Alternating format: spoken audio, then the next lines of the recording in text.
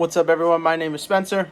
I built this little DJ setup behind me, and I use YouTube a lot for researching what products I wanted, how I wanted to build this whole setup, and so I thought it would only be right to make a video of exactly what I did and kind of review everything for the next person.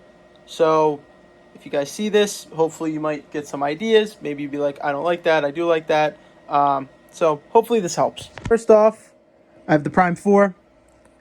It's pretty self-explanatory. There's tons and tons of videos about this. Retails for like $2,000 after tax. It's been a beast. I absolutely love it. And then the reason I was with Pioneer, I switched to Denon Engine DJ because of the Soundswitch component. Having everything run together is amazing. It hasn't disappointed at all. I also picked up this LC6000 just last week. You can see the sticker here. This is like $700 retail. I got it cheap on YouTube. It was an open box for, I want to say like $400. You can get really great deals on these. Also want to touch on the fact that there are not a lot of tutorials showing the LC6000 with the Prime 4, so I might make more videos of that if you're interested in that. These are amazing players, so versatile, and such a great idea.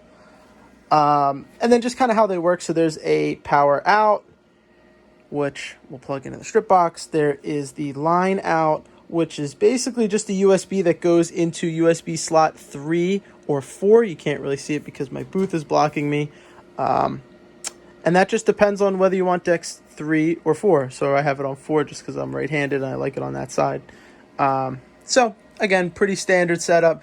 You can see a lot of other channels go into the features of these way more in depth. I'm not going to do that. But yeah, moving on. This is the Rockville rock booth, which folds up. So this base piece will lift off, and then the booth folds like an accordion. And they come with these little Velcro scrims. So you get two types of scrims. You get 4 white and 4 black. I like the black, but I have put the white on before, and it honestly looked great. You can put some pars under it. I tested that out. Really, really great. Folds up, super lightweight. Comes with a bag as well, which is really, really helpful. However, I'm not going to go too hard on this item because I do like it. I'm running out of room, as you can see, but I think the one I got was just a bit like defective. Maybe it was returned by somebody because this is like a dent that came with it. Also, one of my hinges came broken, so the thing isn't like super structurally sound, but I don't want to knock Rockville for this because it's fair that maybe this was just a missed inspection. I'm not that strict on kind of what I like and what I don't, so I just kept it. I was too lazy to return it. I've been using it for 6 months and it's worked in this condition. So if you get a new one, they're awesome.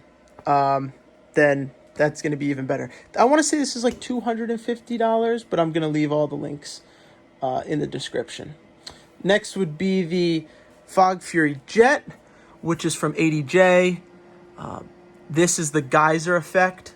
I'm going to go over the different types of haze that I use later on. But you have these lights in here. This is the power and fog on receiver, which plugs into the back, which then works with this controller. And you can pre-program what colors you like based on A, B, C, and D. And yeah, this just gets the job done. When you want that real powerful burst of fog, then that's what you want. It's super powerful. It'll easily push up into the ceiling and then disperse kind of like a mushroom just because I have a pretty low ceiling. But yeah, I've been really, really impressed with this. Like I said, I think it's a little bit over $400. And then moving around to the back. So just a quick overview. So I have 4 moving heads. So I have a UKing, which is just a Chinese knockoff moving head. I have an ADJ Pocket Pro, an ADJ Pocket Pro, another UKing, and then 2 ADJ Mega Hex Pars. So you kind of have 4 legit lights and 2 knockoffs on the corners. However, I got the pair of UKings for under $200, and I'll link that. For under $200 for a pair of moving heads, they're amazing. They work with Soundswitch, they work with DMX, they work with everything. They are awesome. For your money, one of the best things, it's so weird that I'm recommending this, but they're phenomenal. So right now they're just on sound mode. Everything's kind of just doing its own thing because I don't have my DMX plugged in yet, but I'll get to that later on. So again, the UKings are impressive. However, once I test them, I'll show you the difference. These Pocket Pros are, I mean, they blow them out of the water, right? So when you talk about $200 for a pair versus $800 for a pair, you're going to see a difference. I believe the Pocket Pros have more gobos too. They're sharper. They're bigger. They have this very, very nice screen. I mean, these are pretty well reviewed as well. So if you're thinking about the Pocket Pro, someone who's more technically savvy than me is going to do a better review for you. But they do everything I want. These are also, you could tell, it sounds louder on the camera than it is. It's just kind of like a dull fan hum, but they clearly are making more noise than the Pocket Pro. But overall, when you have these 4 lights moving, they look great. They really look great. I'm super impressed. And then the Mega Hex Pars, probably the most reviewed light I have on YouTube. Very standard, awesome, work all the time, super, super bright, will strobe, will do everything. They're really just like, they can be kind of accent lights that you can put under a booth like this, or you can, just blow everyone's head off with how bright they are right in front of the booth. So yeah, super, super impressed with all the lights I have, but specifically the UKing just for the price. And then the speaker stands are Rockville something. I forget the exact name, but it'll be linked. So you can get the pair for $50, and they come with a case, like a little travel bag. They're holding up these gigantic old Harbinger V2215s, which are super heavy. I got them 5 or 6 years ago. They work great, but they're kind of old, so you're definitely not going to want to, get those. They're just what I have that I bought a long time ago. And then as I move over to, so we talked about the geyser with the Fog Fury Jett. This is the Haze 700. So while the geyser is really going to shoot that fog that dissipates quickly, kind of for an explosive moment, this haze is going to fill the room. And it has 2 settings. It has this continuous fan that'll just keep pushing out little bits, or you can do kind of like big bursts when you want. It also comes with a manual controller. So you have a remote, but then it has like a wired in controller with like a 20-foot cable that you can like use dials. I started using that, and then I just put it away because and I can't find it as of this moment, but it's the exact controller as this. So this one's Jett. There's another one that's Haze. It has 4 buttons. Super useful. And I just use the remote. And then this Haze uses this Rockville fluid, which is premium haze fluid. This is pretty standard. I think that this just came as a package. But yeah, this goes for, I think, $150. I kind of forget. And these tripods are just something I found in my garage. They kind of fit it perfectly, honestly. So I can't review those because I don't know what brand they are. And then getting back to the Fog Fury Jett, I use Froggy's Fog, the Quick Blast. And you just fill up the tanks, obviously. This is the quick dissipating, so you get that burst and then it's done. So that's great. They each serve their purpose. This one will never need to be refilled, like, ever.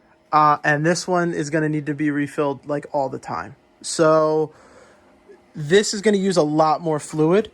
I've already filled this like twice, and I'm not using this a lot just because some of my sets are just kind of laid back with some friends. And this I'm using all the time because you need it for the lights. You're not going to get that effect unless you build up some haze in the room. So this has been awesome. I will say the one knock I have on it is that it's small, right? It's $150. So to fill up this little room, which I want to say is like a 10 by 15 room, it's not a big room. This will fill it up with ease. However, I did do a couple of sets for my brother's birthday in my garage, which is pretty big, and it was having trouble keeping up filling the room. So you might want to buy two if you have a bigger room, but if you're talking a small setup like mine, works perfectly. But again, it's $150. You get what you pay for. And then the last item would be the truss itself. Actually, I lied. There's one more after this. So this is the CedarsLink 15-foot truss. I think it's $400. You can see the line down the middle. Those are 5-foot sections. So this room is only 10 feet wide. So you got 5, 10. There is a third section that can attach to it, which is buried under the bags. I clearly can't fit that. And then even on top of that, those little posts on the corners hold T-bars, mountable T-bars. So you can really put a substantial amount of gear on this system, and it's going to hold. I only have the 10-foot put together. They're tripods. It can all be disassembled. I've taken it apart and put it together a couple of times. It's going to take you, I do it by myself. If you're doing it alone, it's probably going to take you a half hour. In order for it to be this sturdy and hold, all the moving lights that you want, it's going to take you some time. So if you're a mobile DJ and, doing weddings or something, this is probably not for you, but this is substantial. I wanted to build a semi-permanent club in my basement, and it has done exactly that. It can go way bigger. It can hold way more. I don't have the room, but I'm sure some of you do. So I would love to see more people use this and really just rig it out with a ton of lights, because for $400, that's a great deal. Just while I'm here, Pro X, this is like my third or fourth Pro X case. Lights out as always. This one has wheels. Some of them don't. This one does. The Prime 4 is just too heavy to not have wheels. And I also got a deck saver for the LC6000.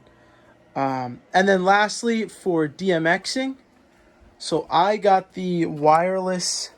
Let me just use this one. This is the one I broke. This works fine. I just broke the top off because I dropped it like an idiot.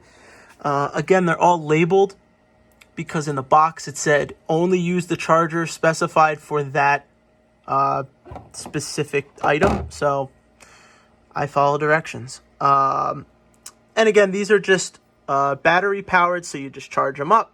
You take them out. You plug them in, and they all talk to this receiver, or they are receivers, to this transmitter.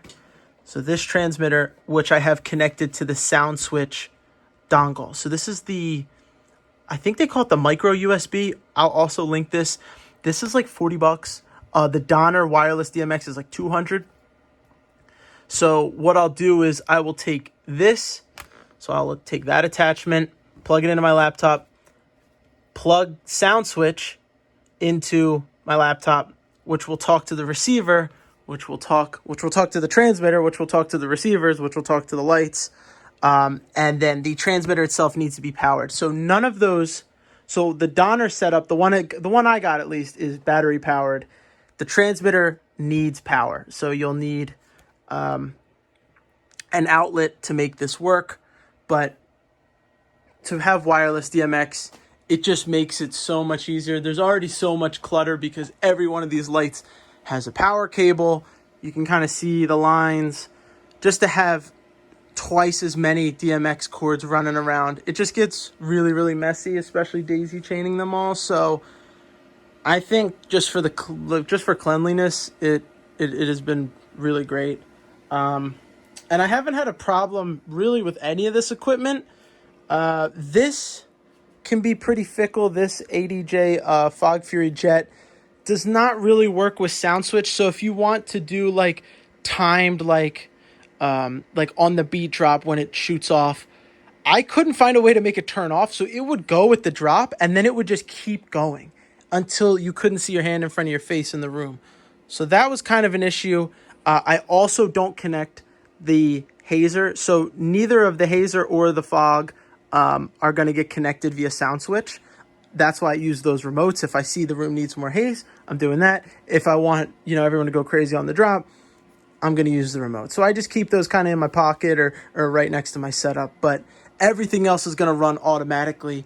And I'm going to do multiple more videos about how all of this runs and seeing it in action. I just want to do a quick overview of the setup itself before I got into those. So hope you liked it, and hope you stick around for a couple of tests. Thanks, guys.